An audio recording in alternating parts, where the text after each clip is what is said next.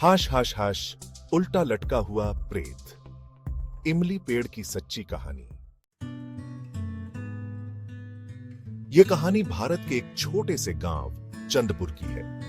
चंदपुर अपनी हरी भरी वनस्पतियों, शांतिपूर्ण वातावरण और पुराने पेड़ों के लिए जाना जाता है।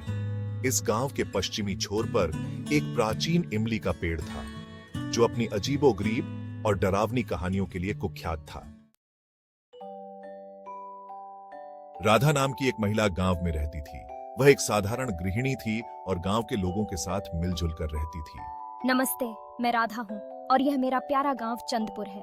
राधा का पति मोहन एक किसान था और अपनी पत्नी के साथ खुशहाल जीवन व्यतीत कर रहा था। मैं मोहन हूँ और मुझे अपनी पत्नी राधा के साथ यह साधारण जीवन बहुत पसंद है। एक दिन गांव में अचानक अजीब घटनाएं होने लगीं। लोग कहते थे कि इमली के पेड़ के पास रात में एक प्रेत दिखाई देता है, जो उल्टा लटका रहता है और डरावनी आवाजें निकालता है। गांव के बच्चे तो इमली के पेड़ के पास जाने से भी डरने लगे। एक रात राधा अपने पति का इंतजार कर रही थी, जो खेतों में देर से काम कर रहा था। अचानक उसे बाहर से कुछ अजीब आवाजें सुनाई दी। राधा ने अपनी झोपड़ी से बाहर झांका और देखा कि इमली के पेड़ के पास कुछ हलचल हो रही थी। उसे लगा कि शायद कोई जानवर होगा, लेकिन जिज्ञासावश वह बाहर निकल पड़ी। जैसे ही मैं पेड़ के पास पहुंची, मैंने देखा कि एक धुंधली आकृति उल्टा लटकी हुई है। उसकी आंखें चमक रही थीं और वह भयानक आवाजें निकाल रही थी। मैं डर से कांपने लगी, लेकिन मैंने हिम्मत जुटाई और प्रेत से पूछा, तुम कौन हो और यहाँ क्यों हो? प्रेत ने धीमी और दर्द भरी आवाज में उत्तर दिया, मैं इस गांव का एक पूर्व निवासी हूँ। मेरा नाम विभूति था।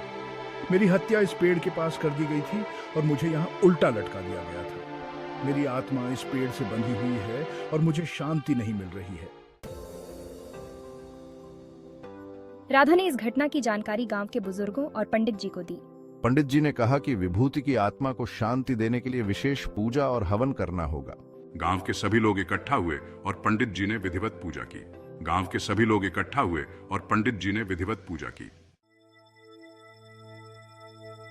पूजा और हवन के बाद प्रेत की आत्मा प्रकट हुई और उसने गांव वालों का धन्यवाद किया। आप सबकी मदद से मेरी आत्मा को अब शांति मिल गई है। अब मैं इस दुनिया से मुक्त हो रहा हूँ। यह कहकर वह आकृति धीरे धीरे गायब हो गई।